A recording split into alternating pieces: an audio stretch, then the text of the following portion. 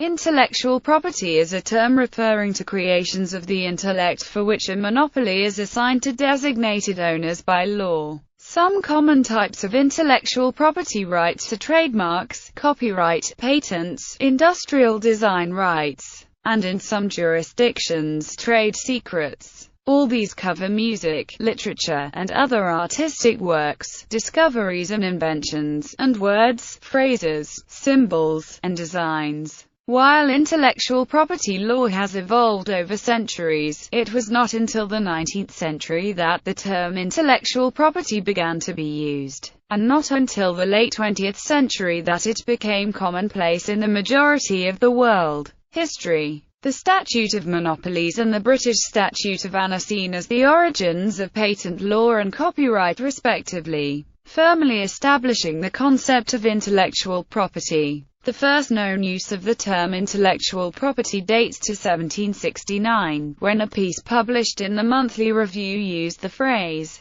The first clear example of modern usage goes back as early as 1808, when it was used as a heading title in a collection of essays. The German equivalent was used with the founding of the North German Confederation, whose constitution granted legislative power over the protection of intellectual property to the Confederation. When the administrative secretariats established by the Paris Convention and the Berne Convention merged in 1893, they located in Berne, and also adopted the term intellectual property in their new combined title, the United International Bureau for the Protection of Intellectual Property. The organization subsequently relocated to Geneva in 1960, and was succeeded in 1967 with the establishment of the World Intellectual Property Organization by treaty as an agency of the United Nations. According to Lemley, it was only at this point that the term really began to be used in the United States, and it did not enter popular usage until passage of the Bayh-Dole Act in 1980. The history of patents does not begin with inventions, but rather with royal grants by Queen Elizabeth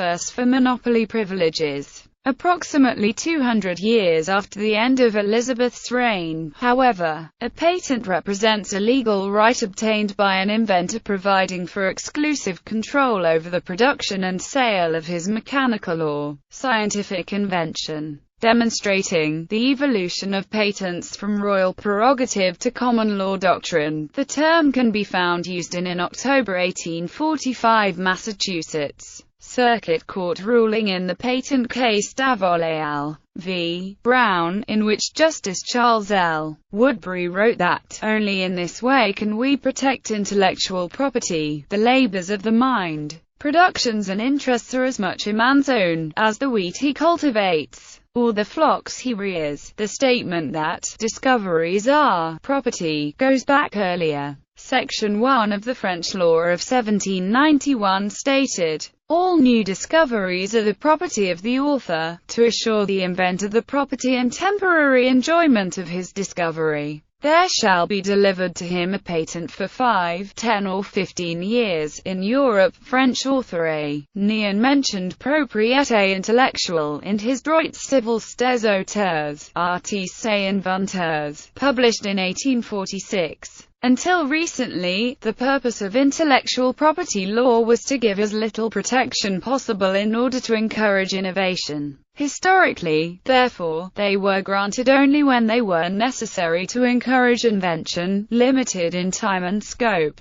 The concept's origins can potentially be traced back further. Jewish law includes several considerations whose effects are similar to those of modern intellectual property laws. Though the notion of intellectual creations as property does not seem to exist, notably the principle of Hasagat Gvul was used to justify limited-term publisher copyright in the 16th century. In 500 BCE, the government of the Greek state of Sybaris offered 1 year's patent to all who should discover any new refinement in luxury intellectual property rights. Intellectual property rights include patents, copyright, industrial design rights, trademarks, plant variety rights, trade dress, and in some jurisdictions, trade secrets. There are also more specialized or derived varieties of sui generis exclusive rights, such as circuit design rights and supplementary protection certificates for pharmaceutical products and database rights. Patents. A patent is a form of right granted by the government to an inventor, giving the owner the right to exclude others from making, using, selling, offering to sell, and importing an invention for a limited period of time, in exchange for the public disclosure of the invention. An invention is a solution to a specific technological problem, which may be a product or a process, and generally has to fulfill three main requirements. It has to be new, not obvious, and there needs to be an industrial applicability. Copyright. A copyright gives the creator of an original work exclusive rights to it, usually for a limited time. Copyright may apply to a wide range of creative, intellectual, or artistic forms, or works. Copyright does not cover ideas and information themselves, only the form or manner in which they are expressed. Industrial design rights. An industrial design right protects the visual design of objects that are not purely utilitarian. An industrial design consists of the creation of a shape, configuration or composition of pattern or color, or combination of pattern and color in three-dimensional form containing aesthetic value. An industrial design can be a two- or three-dimensional pattern used to produce a product, industrial commodity or handicraft. Plant varieties. Plant breeders' rights, or plant variety rights, are the rights to commercially use a new variety of a plant. The variety must, amongst others, be novel and distinct, and for registration, the evaluation of propagating material of the variety is examined. Trademarks. A trademark is a recognizable sign, design or expression which distinguishes products or services of a particular trader from the similar products or services of other traders.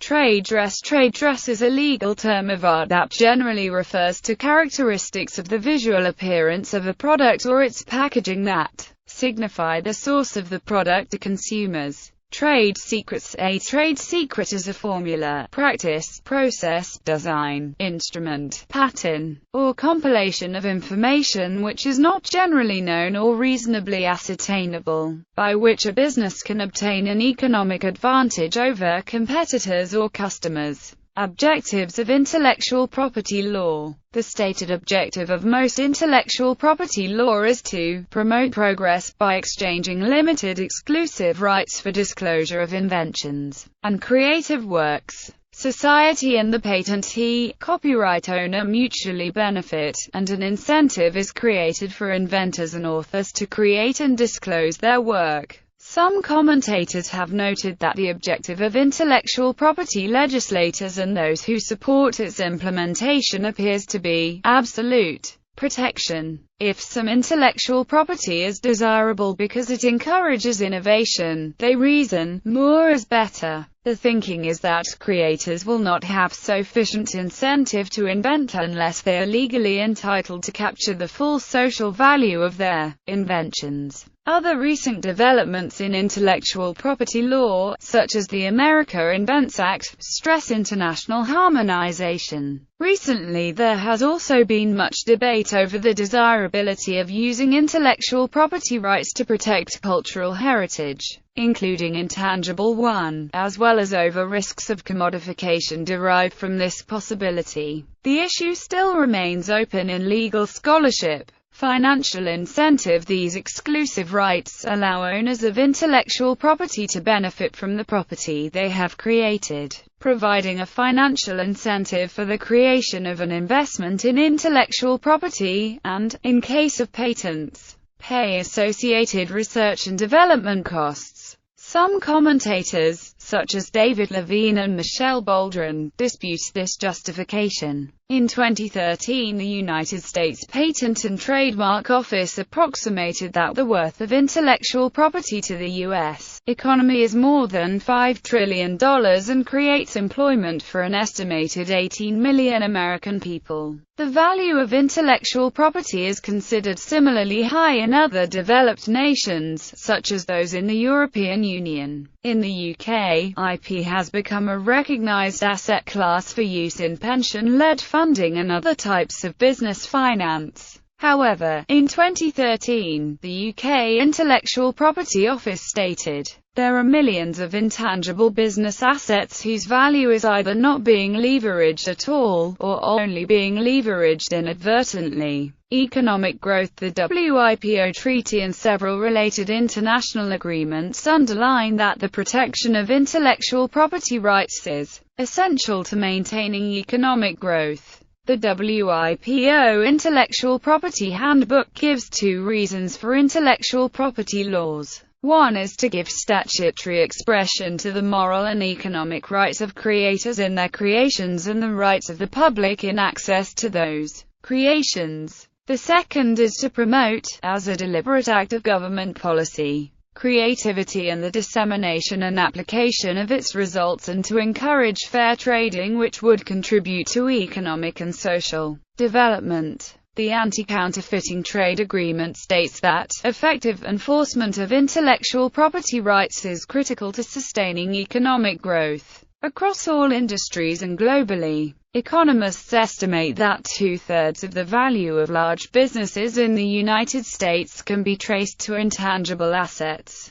IP-intensive industries are estimated to generate 72% more value added per employee than non-IP-intensive industries. A joint research project of the WIPO and the United Nations University measuring the impact of IP systems on 6 Asian countries found a positive correlation between the strengthening of the IP system and subsequent economic growth. Economists have also shown that IP can be a disincentive to innovation when that innovation is drastic. IP makes excludable non-rival intellectual products that were previously non-excludable. This creates economic inefficiency as long as the monopoly is held. A disincentive to direct resources toward innovation can occur when monopoly profits are less than the overall welfare improvement to society. This situation can be seen as a market failure, and an issue of appropriability. Morality. According to Article 27 of the Universal Declaration of Human Rights, everyone has the right to the protection of the moral and material interests resulting from any scientific, literary or artistic production of which he is the author.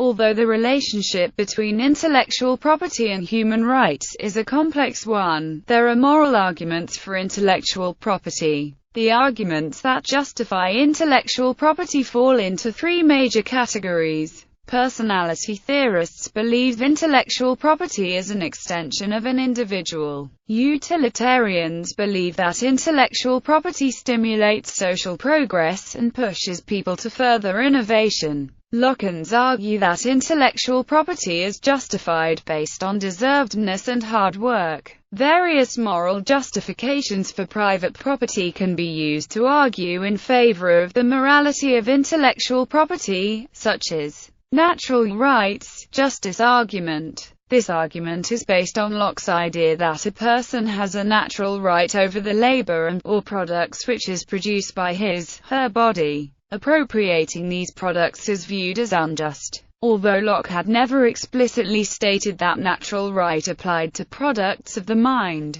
it is possible to apply his argument to intellectual property rights, in which it would be unjust for people to misuse another's ideas. Locke's argument for intellectual property is based upon the idea that laborers have the right to control that which they create. They argue that we own our bodies, which are the laborers. This right of ownership extends to what we create. Thus, intellectual property ensures this right when it comes to production. Utilitarian pragmatic argument. According to this rationale, a society that protects private property is more effective and prosperous than societies that do not. Innovation and invention in 19th century America has been attributed to the development of the patent system. By providing innovators with durable and tangible return on their investment of time, labor, and other resources, intellectual property rights seek to maximize social utility. The presumption is that they promote public welfare by encouraging the creation, production, and distribution of intellectual works. Utilitarians argue that without intellectual property there would be a lack of incentive to produce new ideas. Systems of protection, such as intellectual property, optimize social utility.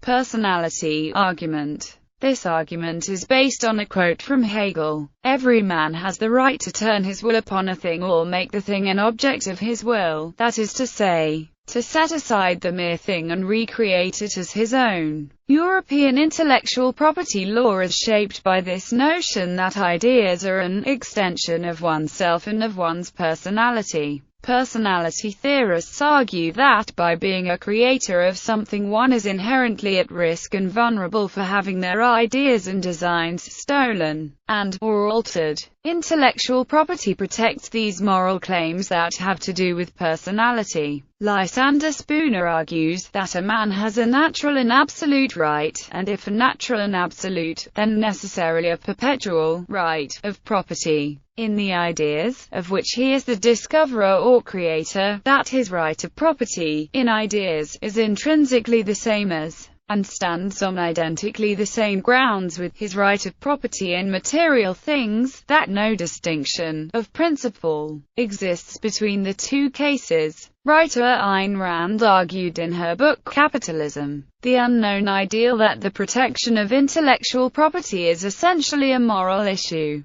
The belief is that the human mind itself is the source of wealth and survival, and that all property at its base is intellectual property. To violate intellectual property is therefore no different morally than violating other property rights, which compromises the very processes of survival and therefore constitutes an immoral act. Infringement, misappropriation, and enforcement. Violation of intellectual property rights, called infringement, with respect to patents, copyright, and trademarks, and misappropriation, with respect to trade secrets, may be a breach of civil law or criminal law, depending on the type of intellectual property involved, jurisdiction, and the nature of the action. As of 2011, trade in counterfeit copyrighted and trademarked works was a $600 billion industry worldwide and accounted for 5 to 7% of global trade. Patent infringement. Patent infringement typically is caused by using or selling a patented invention without permission from the patent holder. The scope of the patented invention or the extent of protection is defined in the claims of the granted patent. There is safe harbor in many jurisdictions to use a patented invention for research. This safe harbor does not exist in the US unless the research is done for purely philosophical purposes, or in order to gather data in order to prepare an application for regulatory approval of a drug. In general, patent infringement cases are handled under civil law, but several jurisdictions incorporate infringement in criminal law also. Copyright infringement. Copyright infringement is reproducing, distributing, displaying or performing a work, or to make derivative works, without permission from the copyright holder, which is typically a publisher or other business representing or assigned by the work's creator. It is often called piracy. While copyright is created the instant a work is fixed. Generally, the copyright holder can only get money damages if the owner registers the copyright. Enforcement of copyright is generally the responsibility of the copyright holder. The ACTA trade agreement, signed in May 2011 by the United States, Japan, Switzerland, and the EU, and which has not entered into force, requires that its parties add criminal penalties, including incarceration and fines for copyright and trademark infringement, and obligated the parties to active police for infringement. There are limitations and exceptions to copyright, allowing limited use of copyrighted works, which does not constitute infringement. Examples of such doctrines are the fair use and fair dealing doctrine. Trademark infringement. Trademark infringement occurs when one party uses a trademark that is identical or confusingly similar to a trademark owned by another party, in relation to products or services which are identical or similar to the products or services of the other party. In many countries, a trademark receives protection without registration, but registering a trademark provides legal advantages for enforcement. Infringement can be addressed by civil litigation and, in several jurisdictions, under criminal law. Trade secret misappropriation. Trade secret misappropriation is different from violations of other intellectual property laws, since by definition trade secrets are secret, while patents and registered copyrights and trademarks are publicly available. In the United States, trade secrets are protected under state law, and states have nearly universally adopted the Uniform Trade Secrets Act. The United States also has federal law in the form of the Economic Espionage Act of 1996. Which makes the theft or misappropriation of a trade secret a federal crime. This law contains two provisions criminalizing two sorts of activity. The first, 18 U.S.C. 1831, criminalizes the theft of trade secrets to benefit foreign powers. The second, 18 U.S.C. 1832, criminalizes their theft for commercial or economic purposes.